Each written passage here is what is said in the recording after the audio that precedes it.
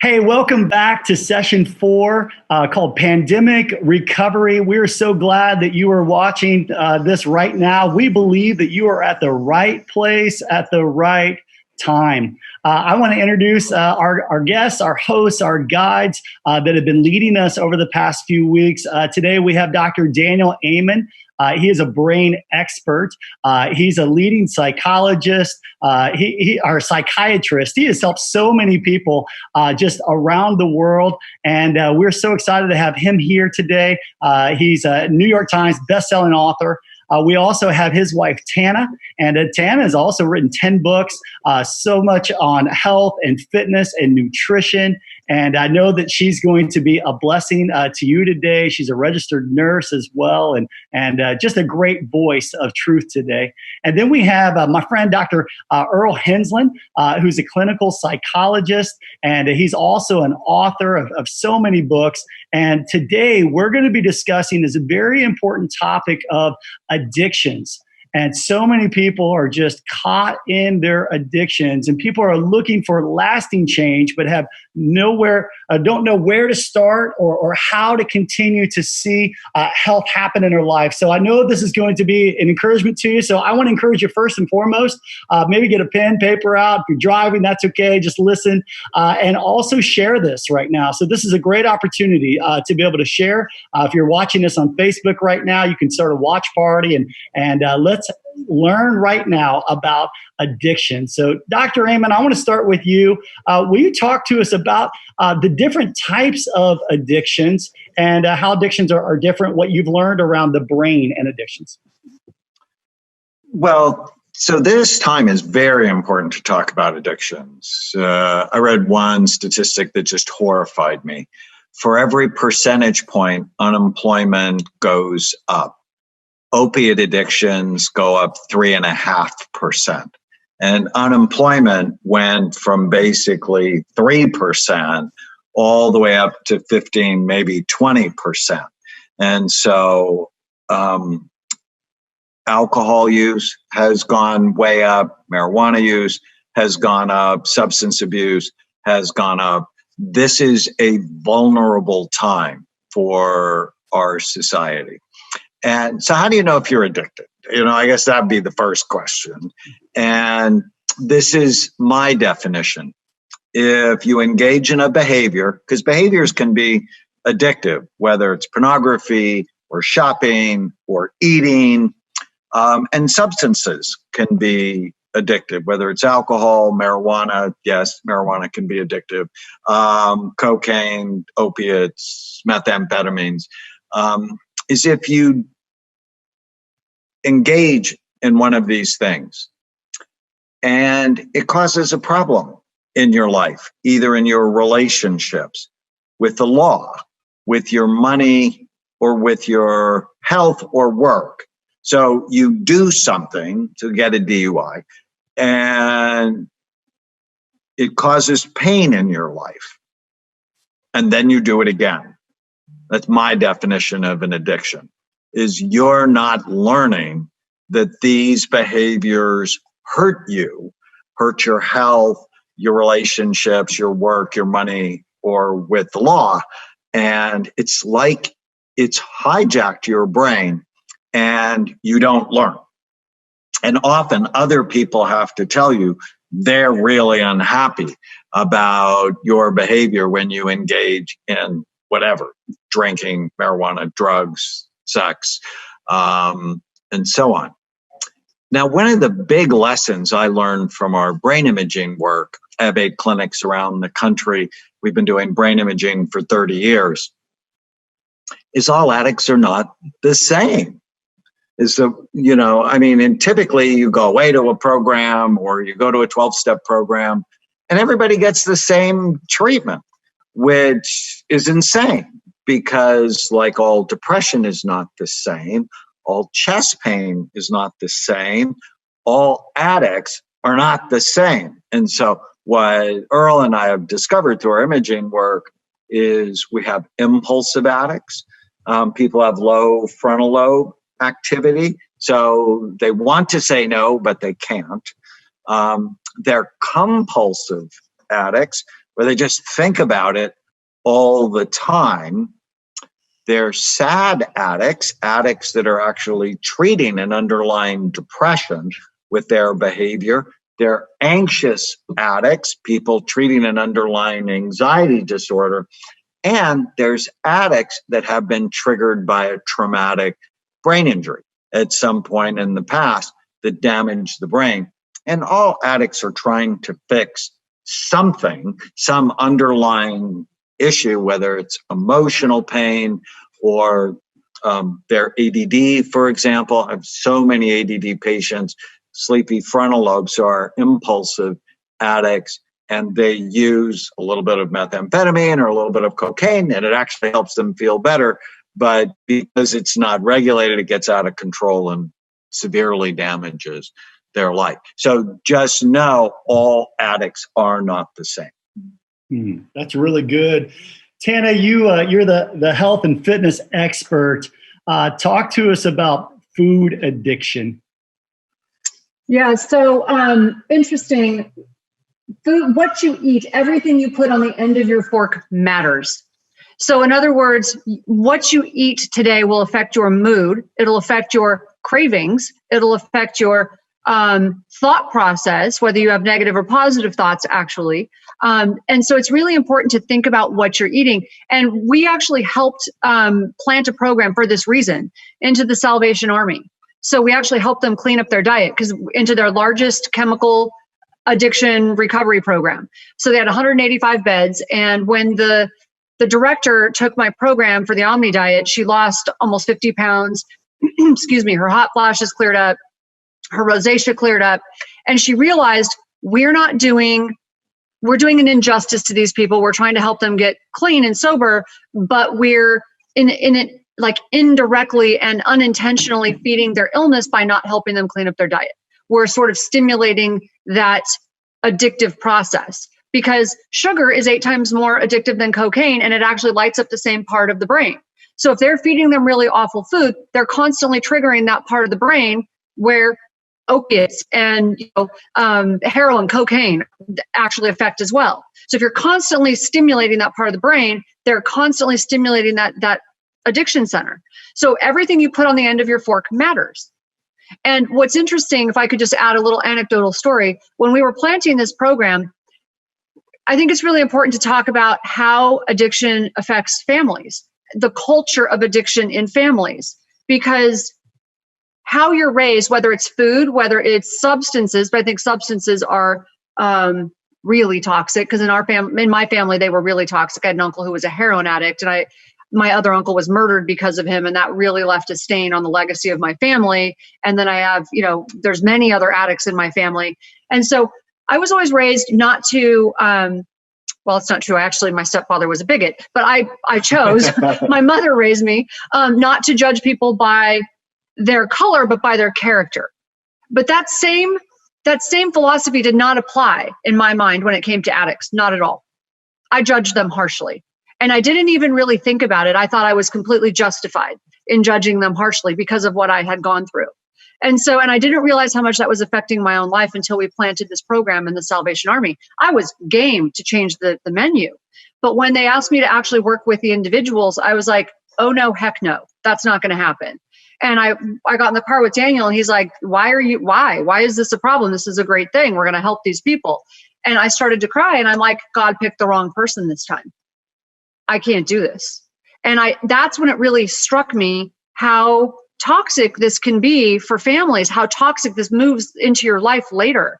And so I ended up doing it out of obligation, and I'm bitter and I'm angry and I'm getting up on stage, and that's not a good way to be when you're getting up on stage. And I'm feeling the resentment from them, which was probably me projecting, but I'm feeling the resentment from them as I'm getting up there. They're judging me as harshly as I'm judging them.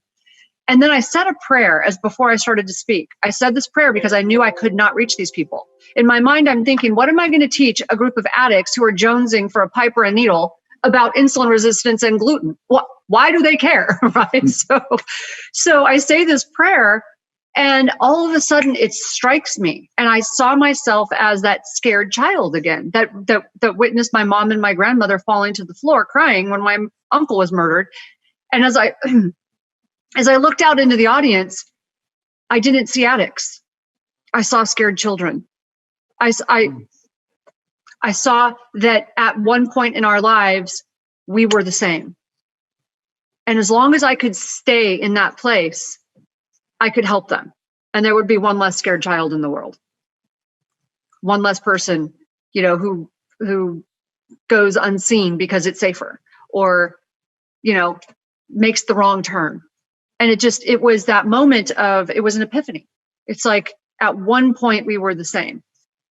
And I just need to focus on that. I've got to focus on the children because they're still hurt, wounded children. And so that for me was really important. And they, believe it or not, of all the groups I have ever worked with, that group of recovering addicts got it so quickly that when they eat certain foods, it's triggering that part of their brain.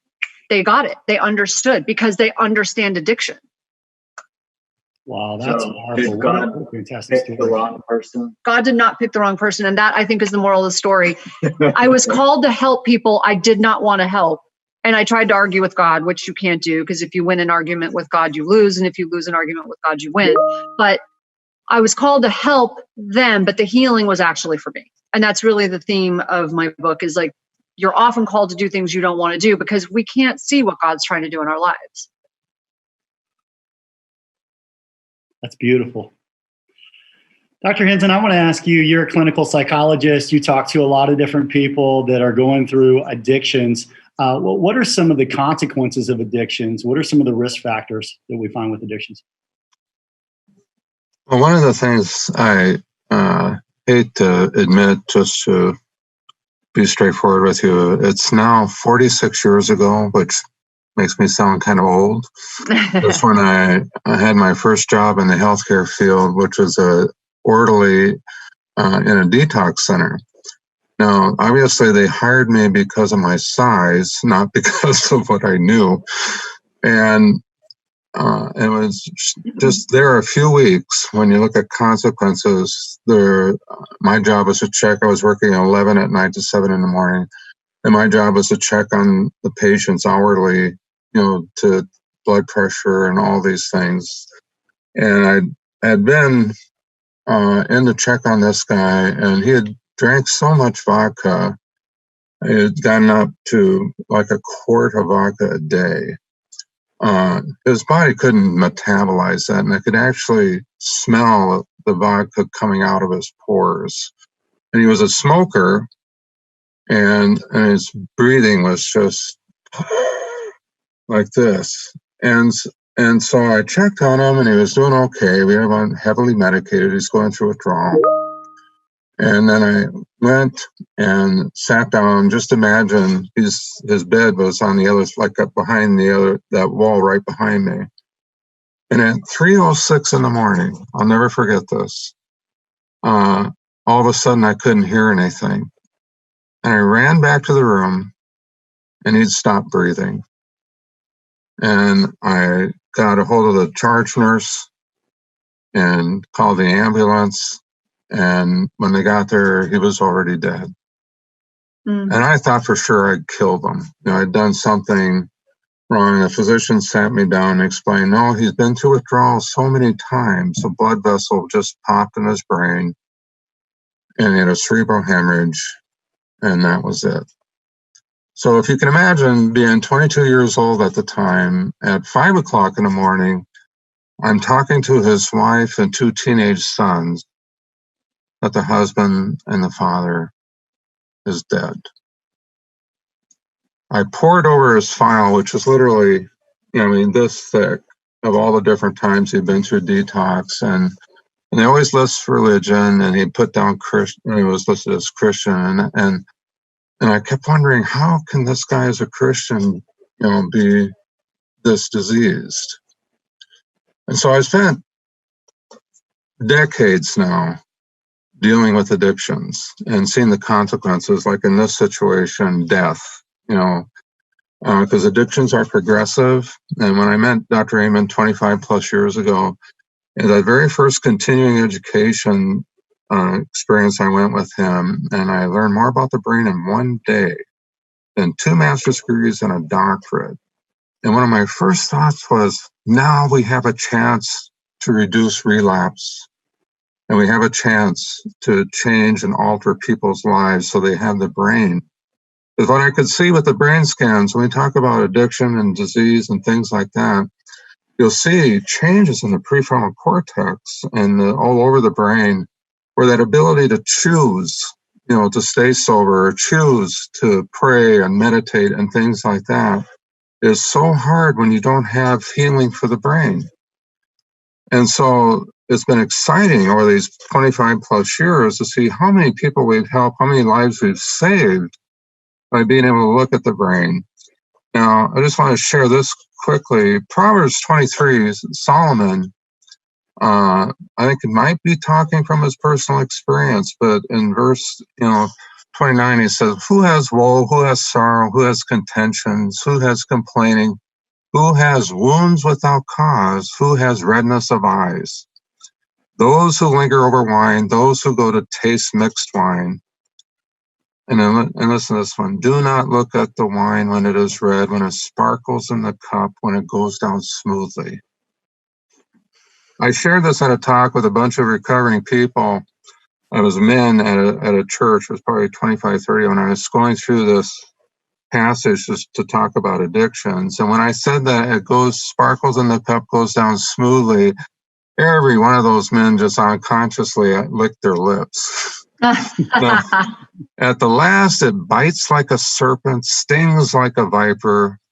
Your eyes will see strange things, your mind utter perverse things. So there what you see is like in the end stages of most addictions, particularly in this case, alcoholism, is actually hallucinations, and then opiate addictions, grass, and the list goes on. Sexual addiction, the mind alters perverse things. There's change in thought processes and so on that are, to be incredibly dysfunctional.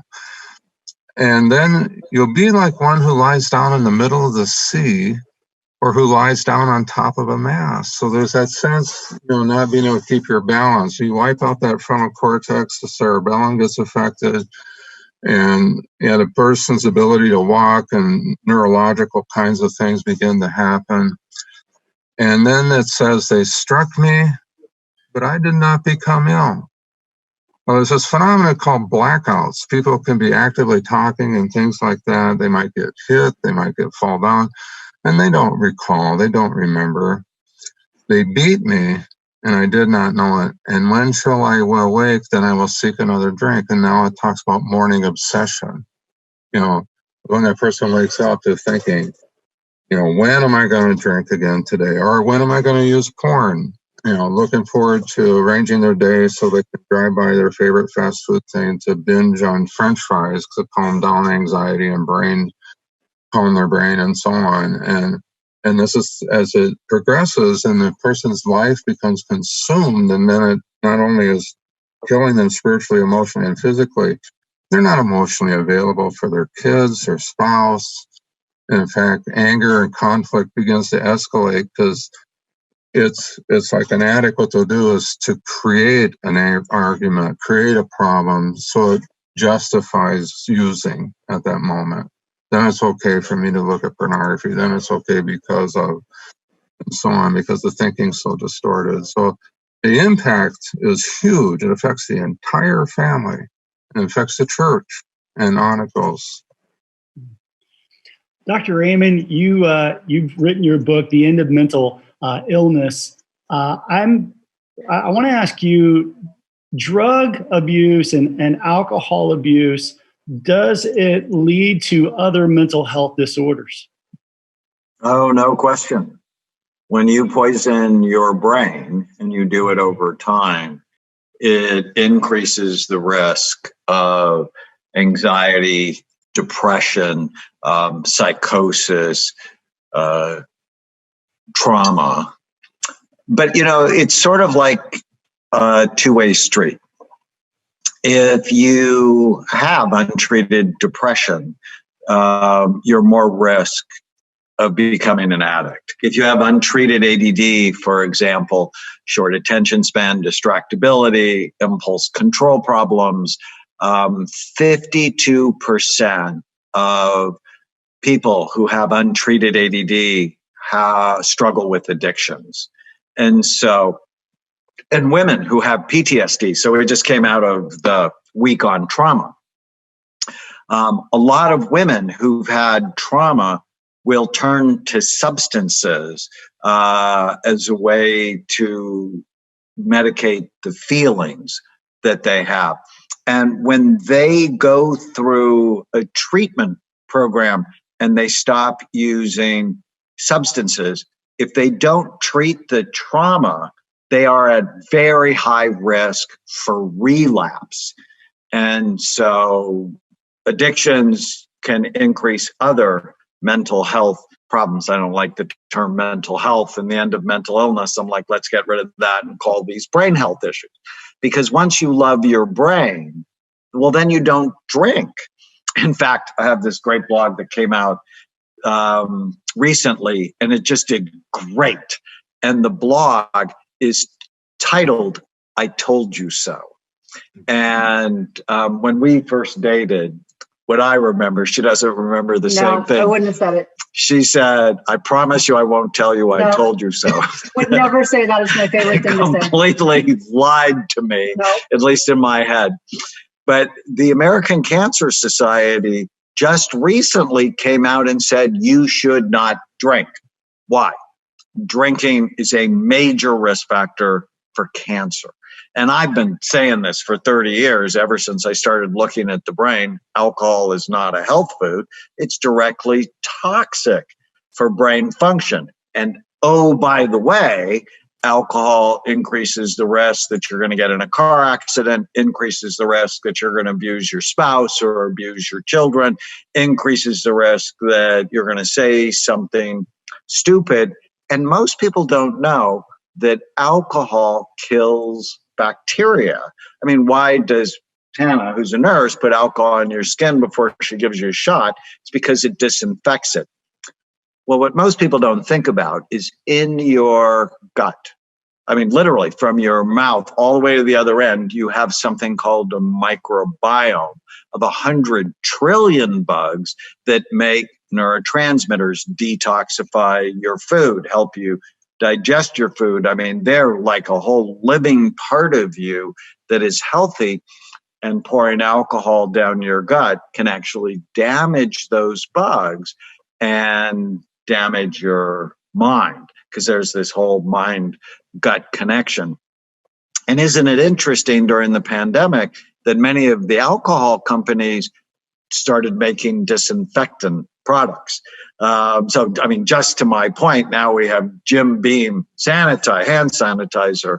Isn't that crazy? So we just need to do a better job of educating people to fall in love with their brains. And then these addictions are clearly bad for your brain. So if you love your brain, you'll stop these addictions.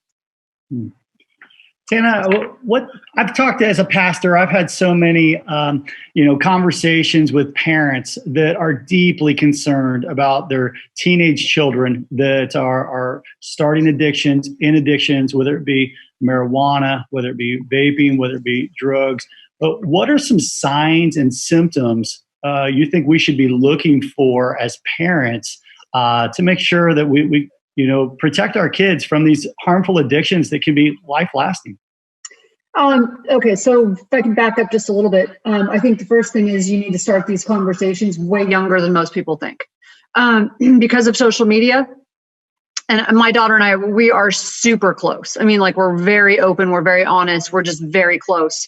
And so I'm always going through her social media, and I know it started probably for some of the kids more like 6th grade, but by 7th grade, it was all over the place.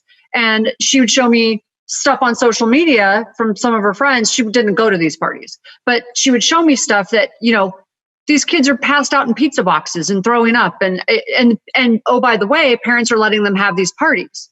And so I'm like, what is happening? Where are the parents? It's so crazy. So we've obviously, being married to, being the daughter of a doctor and a nurse, I mean, she's going to get a conversation that's very different than probably some people, but very, very open, very frank about the risks, and also my family history, the legacy, murder, kids in foster care. We scared her. We effectively instilled an anxiety disorder, and showed her pictures of brain scans and things like that. But also, I think, I don't think I know, just with my own family history, the signs that I know about are, and not just from that, but also I did a rotation in, I actually worked for a short time in mental health nursing. And I remember some things from that.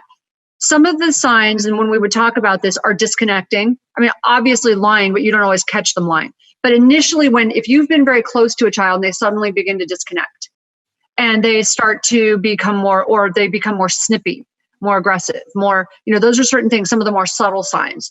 They're more challenging.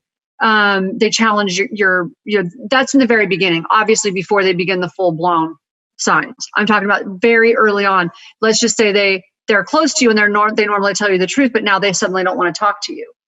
These are things that I watch for.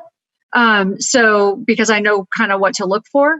But one thing we haven't really talked about, especially with girls, is eating disorders, because they're just so prevalent. And it's like an addiction. It is an addiction.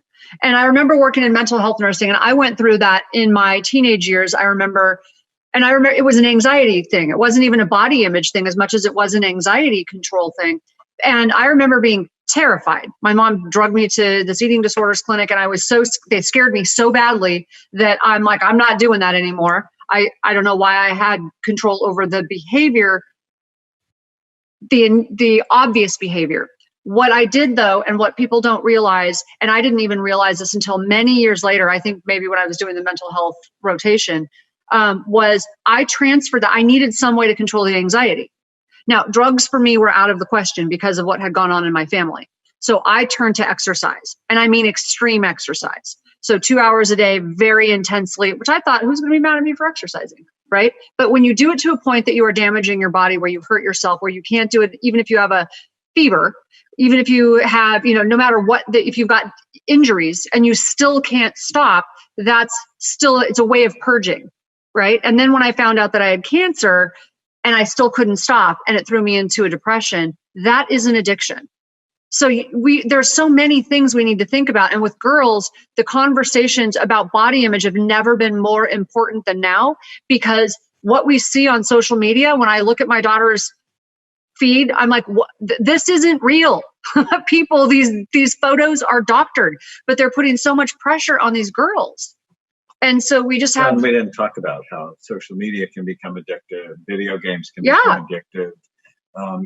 Brian, you mentioned vaping. A couple of other signs parents should watch: if your child is sleeping too much, or if they're not sleeping at all. If, they're getting all A's and B's, and all of a sudden they're getting C's and D's. Right. And they come to me and they go, does my child have ADD? Well, not if he didn't have it 3 years ago. If he's got ADD now, first thing is a drug test.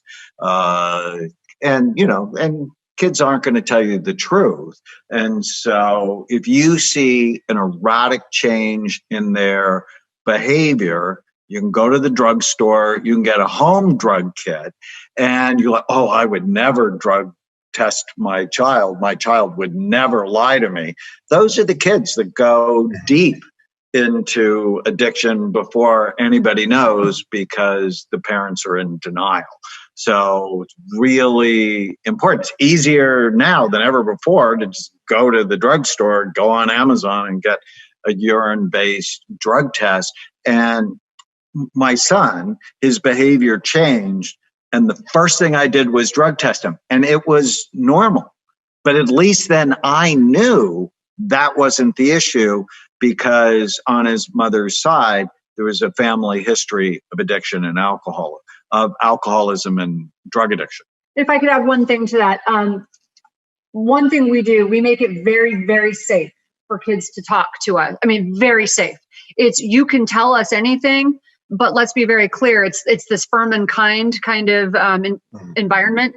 You feel free to talk to us. We will help you. We're here to support you. We're here to protect you. We're here to help you. However, if we cross a line and you hurt someone or you drink and drive, the consequences are extreme. They're harsh. So I'm clear about that. So it's like, I will help you before it gets to that point. We will talk about it. I'm going to, you can tell me anything. But if you do something stupid and you drink at a party, don't drive. Like, then let's talk about it. But if you cross certain lines, they know that the consequences are going to be intense. It's for this firm and kind of environment. We help them think ahead. Yes, we're their frontal lobes. Dr. Henslin, you've helped in the founding of Overcomers Outreach. You've got so much experience in just support groups, help. You and I have had some conversations about marijuana, and I know here in the state of California, all over the world, really, marijuana has really been on the rise. Is marijuana addictive, and how does marijuana affect the brain? The answer is yes, it is addictive. And there's a lot of controversy about that, because you also talk to professionals that will talk very passionately. It's not addictive. But with all the brain imaging, Dr. Amen has a study that was published that basically showed that THC, which is, the active part of cannabis that gives that high, actually narrows pathways into memory, So it's that pathway that goes to the hippocampus structure that's deeper in the temporal lobes. It makes it, as time goes on, harder to get new information in and harder to get information out. Now, the other thing marijuana does is it ages the brain. My 87-year-old mother's brain looks younger than some people in their 20s that we scan that have been using marijuana chronically and consistently for years. It's vasoconstrictive, and so it actually is aging the brain. And then it drops out dopamine in the front part of the brain, which only is going to increase their impulsive acting out, and it will gradually lose that control to say no. And then it also inhibits testosterone, and we find these young men, particularly in their 20s, and it's almost like one of the ways I can tell if they're smoking when I get testosterone test back. Because testosterone is like a building block for dopamine in the frontal cortex, and that they'll be low, And the answer is not testosterone injections. The answer is to get them sober to see if their body will work again. Now, I hate to admit this, but this fall was going to be my 50th high school reunion. And so I have classmates from this little town back in Minnesota that have been smoking weed since the late 60s, early 70s. And so the last reunion I was at 45th high school reunion, I went up to this one classmate of mine, and this is how the interaction went. I said, well, hi, how are you doing? Well, pretty good, Earl. So that whole commercial, you see the sloth, That was him. I mean, had this senior citizen hippie where he had this bald on top with a ponytail. I think he had the same jean jacket from the 1970s, and everything was in slow motion. Now, when you wipe out dopamine, in the frontal cortex, you're not going to have a brain, and it's constricting. I mean, his processor is operating at a very sloth-like speed. That was kind of scary to see that, because all of a sudden it hit me. God, what if I made that choice back then to go down that road? I wouldn't be here today. So it's kind of freaky when you get this point in life and you realize these choices back here as a teenager, person in young 20s, and you go down that road, and all of a sudden you got yourself out of a life that God intended for you. That's really quite marvelous. So for me, it's a tremendous privilege and honor to be here with Dr. Amen, with Tana, with you, Pastor Brian, to have this chance to share. And that's one of the reasons God's kept me going. But it's scary, and that's why my kids grew up with going with me to talks where I'd show images of the brain, what the brain looks like on drugs and things like that. We had these wonderful conversations on the way home. And just like Tana was sharing and Dr. Amos, are scared the daylights out of them. And so when they went to college and they're confronted with those choices to smoke and do all these things, they tended to say no, because they already knew what happened to the brain, and didn't want to go down that road. And I'm very blessed right now to have 4 adult children that are married and 7 beautiful grandchildren. And they're all independent, functioning highly, and have beautiful families. And I'm very blessed beyond belief, because in this culture, addiction is what's normal. Vaping, we could spend the whole time just on vaping alone. I have young people coming in that are vaping 100 to 150 times a day. There's this verse in Ephesians, I think it is, where it says, do not get drunk on wine, which leads to debauchery, impulsiveness, sexual problems, wild living, and so on, but be filled with the Spirit. So during this pandemic time, it's like Tana and Dr. Amos shared before, praying together as a family, studying God's Word as a family. That's what it means to be filled with the Spirit. And in 12-step programs, it's that's the process of how to help get God in me, so I'm relying on Him and not on nicotine, sugar, and down the road it goes. That's really good. Dr. Amen, you've got a new 12-step program out, and you've scanned more brains than anyone on the planet.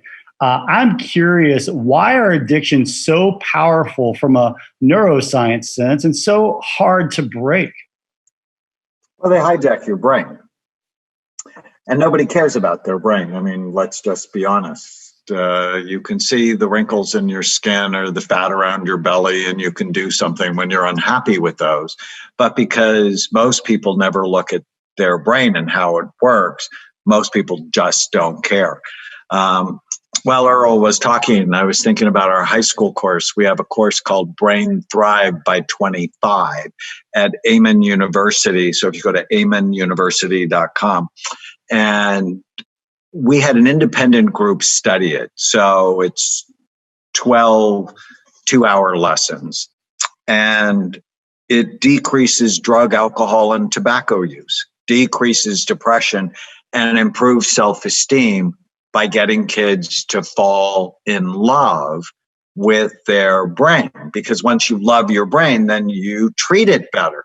And what happens with addiction, any of the ones that we talked about, is there's a cycle of addiction, that you do something that increases dopamine availability in the brain. So dopamine is a neurotransmitter that works on an area called the nucleus accumbens. So let's just think of them as the pleasure buttons in the brain. You have 2 of them, 1 on each side, and you drink alcohol, you smoke marijuana, you look at pornography, You can't stop being on Amazon. And all of a sudden it's dumping dopamine and you feel great. Well, over time, that'll wear off. And then you don't go back to feeling normal. You go and you feel flat or you feel sad. And so then you re-engage in the behavior and the dopamine makes you feel good, but not quite as good as the time before. And over time, you get addicted and you're wearing out those pleasure centers. And it takes more and more to begin to feel anything at all. And so we should be doing a really good job at protecting our children's pleasure centers, our own pleasure centers, and know what dumps dopamine and what drips dopamine. And so we have a ritual in the morning where I make her one of her decaf cappuccinos. It's her recipe, but she says I make it better, which is totally a manipulation on her part. But that drips dopamine in the morning. And having these rituals that bring you happiness, but don't wear out your pleasure center is really important. So holding hands, calling her when something good happens. You need the list of things that help you be happy, but doesn't dump dopamine. And I have a new book coming out next year called Your Brain is Always Listening, Taming the Hidden Dragons that Control Your Happiness, Habits, and Hangups. And I created a new 12-step program because what I realized, if you go to AA now, or you go to Narcotics Anonymous, or Overeaters Anonymous, or Sex Addicts Anonymous, is there's not one thing about the brain. And so I created new 12 steps, and mine actually starts. So the first 12-step step is realize you're out of control. And I'm like, no, that should be the second one. The first one, and I do this with every single one of my patients, what do you want? And so we define what you want. What do you want in your relationships, your work, your money, your physical, emotional, and spiritual health? To me, that's always step one. What's the goal? What do you want? Is your behavior getting you what you want? Because if it's not getting you what you want, then that leads to step two, is know when you're out of control. And step three is really get your brain right and your mind will follow. It's the big missing link in most addiction treatment programs. Brain health matters. If you can get your food right, just as you were saying earlier, you're much more likely to beat the addiction. But unfortunately, most addiction treatment centers feed people terribly. So bad. And it's like, how does this make any sense? You're going to replace one addiction with another addiction, and we can do better. Tana, what kind of advice would you give us on steps to recovery? People are looking for recovery. What steps do they need to start with? So one thing I want to touch on is what Daniel said about your skin. People pay more attention to the wrinkles on their skin and, the fat around their belly than they do to their brain. But if they would think of it this way, your skin is an outward reflection of what's going on in your brain. So it's really an indication of the health, right? Your skin is this outward reflection of your overall health, as is the fat on your belly, as is, sexual function or dysfunction. It's an indication of what's happening internally and what's happening in your brain. And if we can see it that way, and we can focus on the fact that foods do affect wrinkles, by the way, food does affect, the function of your brain. It affects the health of your brain. It affects, at the same time, your belly, your heart, they're all connected.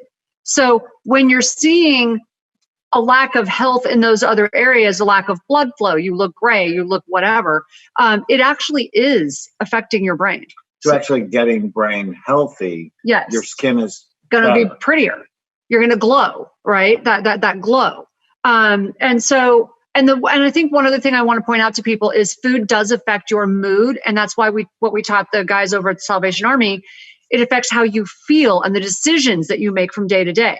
So, for example, if you eat a carb-heavy diet, a sugar-heavy diet, it does increase serotonin short term, right? So unhealthy carbs they're going to give you this boost of serotonin. It's going to give you that feeling of settling you down, which is why so many food addicts, people who eat compulsively, they want those sugary carbs. It makes them feel better temporarily, but then they're going to crash. Their blood sugar is going to drop and they're going to crash. But that boosts serotonin. But if you are someone who has ADD, that's a disaster for you because it decreases the function of your frontal lobes. So I see all these people giving their kids these like donuts and then taking them to school, and then they get frustrated with their kids because they've got ADD and they don't behave. And I'm like, give them eggs and avocado for breakfast, right? Because that's going to boost dopamine. That helps you focus. That helps you think. It gives you motivation. So food directly affects how we behave during the day.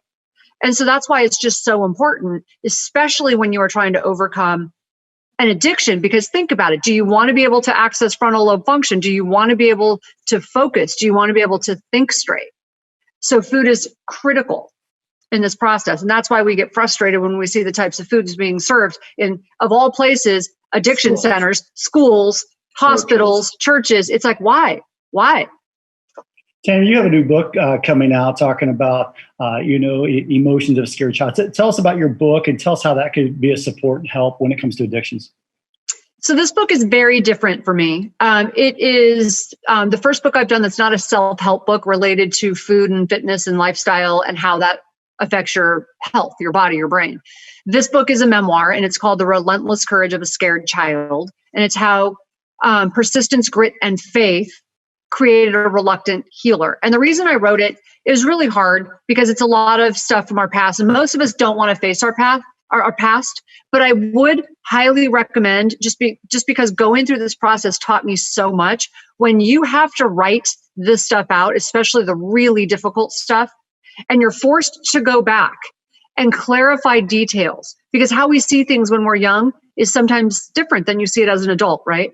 So I had to go back and clarify so many details, and I was like, wow. I mean, it really helped me put things in perspective and heal so many things from the past. But it really is about overcoming trauma and helping when we sometimes don't want to. Because in helping when we don't want to, when God's calling us to help, so often the healing is for us. And it also is about how it's easy to call people bad, but so much harder to ask why. And that was definitely my demon. That was my dragon. Just because when you grow up in trauma, it's really easy to call people bad. It's hard to forgive sometimes. And it's harder to ask why. Like I said earlier in the segment, it was like, based on color, not an issue for me. Based on race, ethnicity, I was taught to judge people by their character, not their color. But when it came to behavior, when it came to addiction or substances, that rule didn't apply for me. And so this was a really healing process. It taught me so much about addiction and addicts and their behavior. Dr. Henslin, I want you to kind of finish us up today. And let's say that you have someone that you love deeply, that you care about, and you feel like you need to have an intervention. They don't see their addiction. They may not see that they need support and help. But walk us through that process, and what advice would you give? Well, thank you for this opportunity. Back in the 70s, I actually got to work with a man who was trained by the founder of that whole phrase of interventions. And so he taught me how to do an intervention, and I've done hundreds of them since then. And I put that into a booklet that I wanted to offer to you, that you can put on the site to download for free. But the important thing about an intervention is to remember, one-on-one with an addict, you're outnumbered. I mean, that's just the way it is. And what an intervention is about is a group of people that love that individual and want them to live and not die. We train them into how to present this in describing specific behaviors related to the addiction And before they say that behavior, they always say to that person, I love you. I want you to live. And in an intervention, when that addict or alcoholic is there and they're starting to hear all these different people say what it is that they're seeing that they're doing to kill themselves, by the end, they want help. And that's why interventions, unless a person has a major mental illness or something like that, are really highly successful. I mean, it's over 90% of the people that I've done interventions on that actually got into treatment. But like Dr. Amen was pointing out and Tam was pointing out, one of the things I'll also end up doing, I might have people going to rehab, but I'm also looking at the brain. I was a consultant to a treatment program here in Southern California for a period of time, and they had me assess everybody in that program. They had a house for women, had 15 women, and a house for men, had 15 men. And so I gave them the Amen Brain Systems checklist, and I went over the medications and supplements they're on. And what I found out, which was so tragic, is that only 100% of those people that I said the medications that they were on would have set them up for relapse. Mm. And see, that is something I've found over and over again in different programs I've done consulting with. And that's why it's so important to look at the brain, because that's one of the things we've been doing, whether it's sexual addiction, I mean, name it, drug addiction, eating disorders, and so on. When we help balance the brain, then a person can make that choice to do something different. So, but it all starts with intervention, and we can, I'll send that document to you that people can download after the show and actually learn the details of how to do that. Hey guys, thank you so much. This has been such a great session on addictions, and I'm sure so many of you have been blessed. If you have, share this with other people as well. And you can go to crosspoint.com, crosspoint with an E.com/pandemic recovery. And if you missed any of our previous sessions, man, we've had some great sessions on anxiety. We've had some great discussions on emotional trauma, and you'll want to go back. You want to look at those. We'll also put the link on there too for the intervention as just a resource, just a gift for you today from Dr. Henslin to be able to help you at your time of need. And just want you to know that if you're going through a hurt, a habit, or a hang-up, there is hope. You do not have to stay in a place that robs you and sucks you of your joy and hurts the relationships in your life. And I want to highly encourage you, if you need some support and you need some help, if you're here in Southern California, reach out to Dr. Henslin's office. I know they would be glad to be able to help, as well as the Amen clinics. And the Amen clinics are all over the country. And man, they are here to be able to help through addictions, through those hurts, those habits, and those hangups.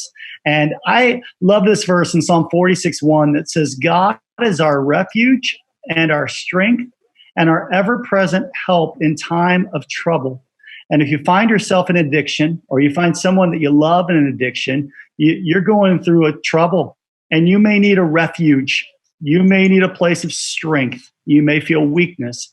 And we want you to know today that the Amen Clinics, as well as Dr. Henslin Associates and Crosspoint Church, we are here to be able to help you, because we believe that your best days are ahead of you, that your best days are in front of you, and Jesus is a hurt healer.